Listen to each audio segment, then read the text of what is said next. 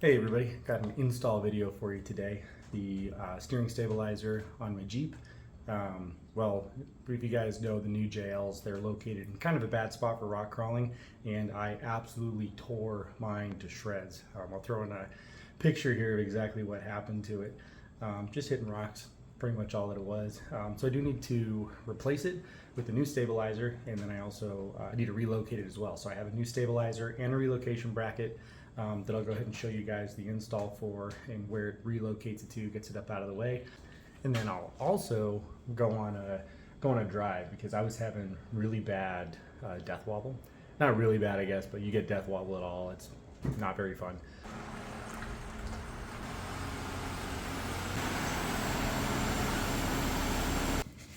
All right. So as you guys can see, I already pulled the stock steering stabilizer off. Driven around the last couple of days like this, and my death wobble went away entirely. So I know that it was the very busted up steering stabilizer that was actually causing me problems. I thought I maybe had ball joints going bad or some other issues, track bar, but everything else is good and solid. So it was literally just that stabilizer. You see the two mounts here and here, may or may not be able to see them.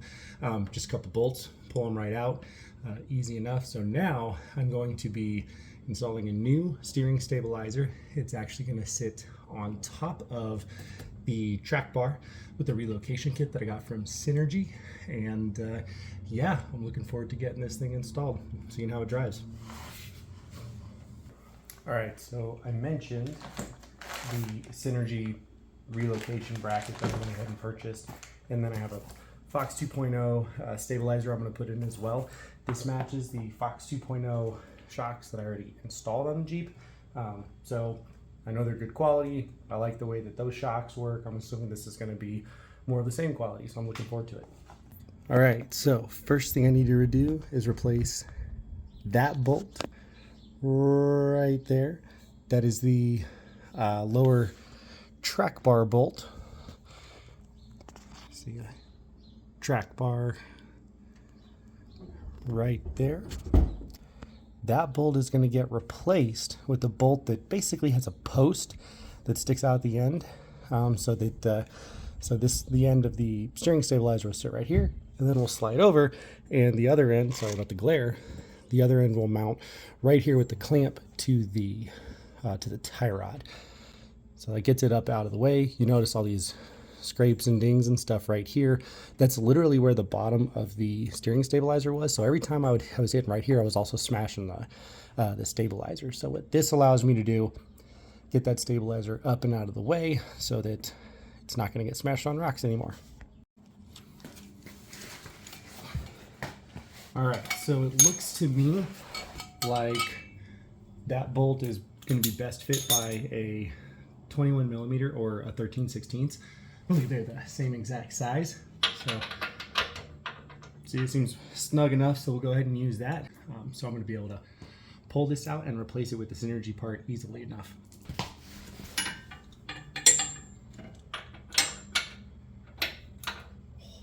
Perfect.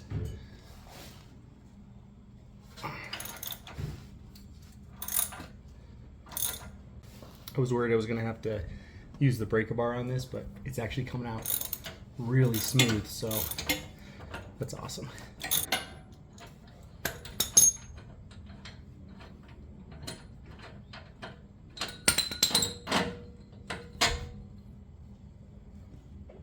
Out. And this is what goes on the back side. All right, next. This is the piece from Synergy. It's going to get bolted in, replaces that track bar, places the track bar bolt on the back side. But you see it's got this post that sticks out and a threaded hole right there. The screw is over there that goes in. This is where the actual top of the stabilizer is going to be mounted, is on this little post that's going to stick out. Pretty cool design, nice and simple. That's why I like it so much.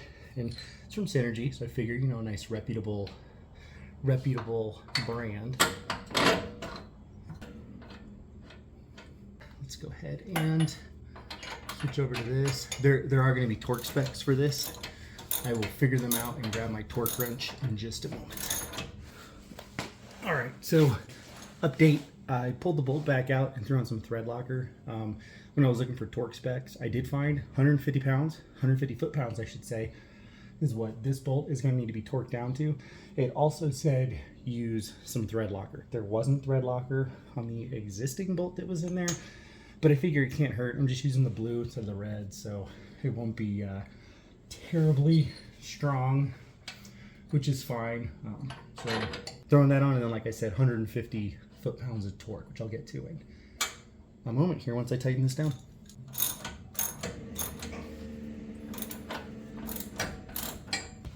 All right, torque wrench set to 150 pounds, 150 foot-pounds, I should say. There we go. Here's the clamp. It's going to go right around the tie rod like this. 5mm Allen is what each of these bolts take. I will be putting thread locker in each of these. I'm not going to tighten it down right now, however, because I need to be able to slide it back and forth to adjust the actual stabilizer once we get that in there. So I'm going to just put it around the tie rod loosely right now.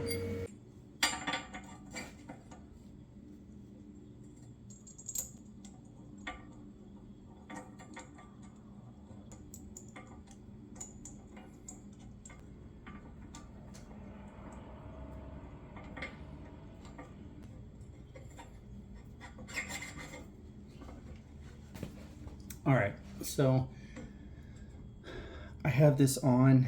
I feel the threads up top here where the top bolt's going to go in. So the stabilizer, and I know this is going to have to be roughly centered, but they do explain a way to find out exactly the distance that it's supposed to be. What I'm going to do is I'm going to take the stabilizer, I'm going to measure it at its fully compressed eye-to-eye length, and then fully extended eye-to-eye length, and I have to do exactly half of that, which is where the distance is going to be here, because then I should be able to go full lock to lock in the steering and not bottom out or fully extend the stabilizer. So that's what I got to figure out now.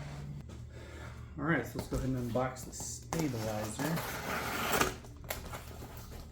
So it looks to me like it's in its fully extended state right here. What some people say, a couple different ways you can do it is you can lock the wheels kind of fully to, I guess this would be to the driver's side, and install it exactly like this, and that way you're able to go basically you're able to go fully lock to lock at that point.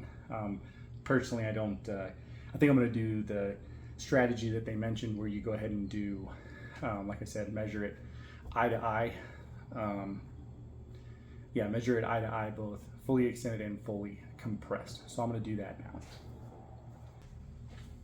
All right, so first thing, verified it won't pull out anymore. So measuring eye to eye, we go center to center. That's looks like it's 21 inches dead on. Yeah, can't really mistake that one. Now this is a gas strut. So it wants to fully expand. So I'll have to push this down. Oh, yeah, that's not easy. Okay, fully pushed down, but look, it's because it's gas, it wants to fully expand, right? So I'm gonna have to push it down, find a way to keep it pushed down, and then measure it that way. Okay, so that was not easy. Got my wife to help me. 13.5 fully compressed. So the middle point between 13.5 and 21 is 17.25. Yeah, sounds right. Okay, so 17.25 inches is what I need from eye to eye. So piece of cake. I should be able to do that basically from bolt to bolt. So I'm gonna go ahead and do it that way, as opposed to try to hold this at that length. We'll see how that goes, and then I'll just we'll see how it goes, right? So I'll just put this guy down for now, and go ahead and go back under the vehicle and put those bolts at exactly 17.25. Yeah, 17.25 apart. Okay. All right, so I'm just putting it in here so I can measure where it is.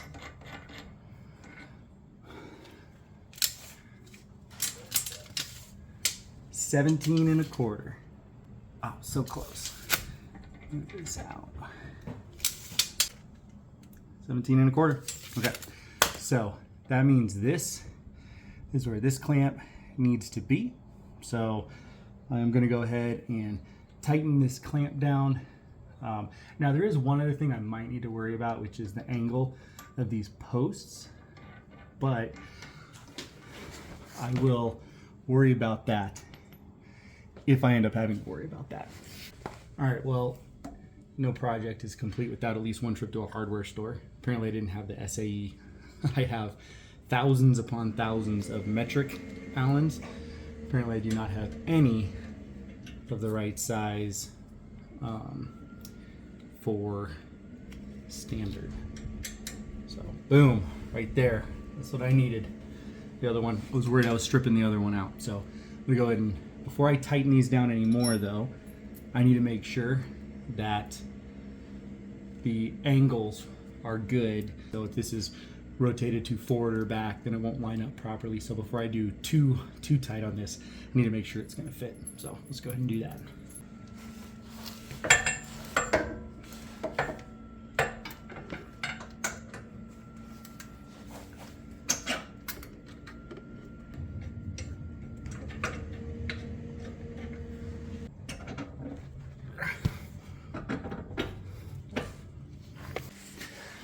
All right, so I got this up here, adjusted it so it lined up really well.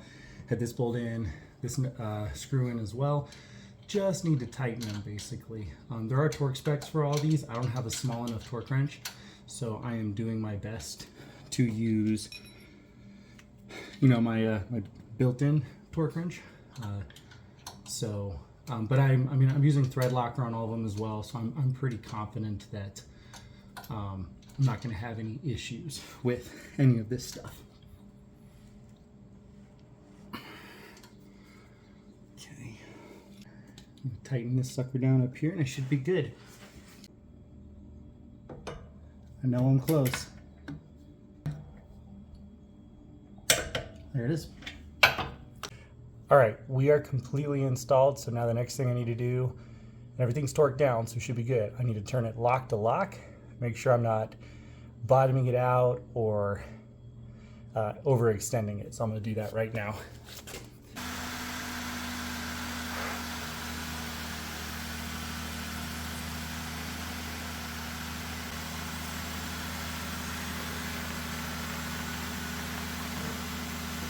So I think we're good.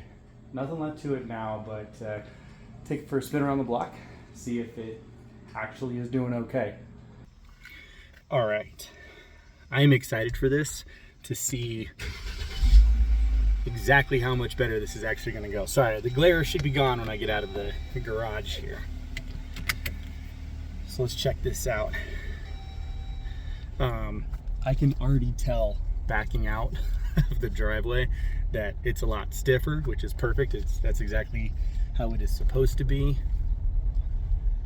Yeah, this is nice. I can definitely feel a huge difference with the stabilizer versus without a stabilizer, right? So let me walk you through this here while I drive and sort of formulate my thoughts in my mind as I'm figuring this out here. So the steering stabilizer probably has two main functions, at least in my experience. It would have two main functions that you could really notice. The first one is it does stiffen up your steering. It helps your vehicle track a little bit straighter. You don't have to do quite as much steering inputs. I think that's kind of like a secondary benefit of the steering stabilizer, because the main thing that you actually want it for is to prevent bump steer.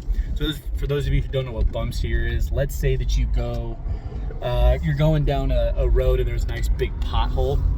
For a solid front axle vehicle, you know, you drop into that pothole, you can end up getting this nice big jerk on the steering wheel as it's, you know, when you hit that, and that can, one, that can be dangerous, right? It can actually hurt you. You know, it's like off-roading until you don't put your thumbs inside the steering wheels for that exact reason. There's that, but that puts a lot of stress and strain on the steering components if all of a sudden they're jerked real quick from one side to the other. All right, so that's why first of all, I know I needed to replace the stabilizer, but that's why I didn't want to run with no stabilizer. What are my thoughts? I'm containing my joy right now. This is driving so well.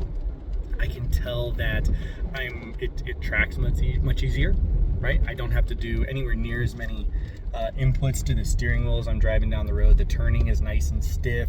It returns back to straight after a turn very smoothly. I'm loving this, absolutely. So thank you to everybody. So JL Wrangler forums, there were some individuals in there that helped kind of recommend the setup that I have going on right now, or at least the stabilizer that I have right now. So I appreciate you guys there. Yeah, it's awesome. Other than that, thanks everybody for watching. Let me know in the comments if you got any questions or anything. I don't have a lot of experience with this stuff, but the experience that I do have, willing to share. So thanks everybody.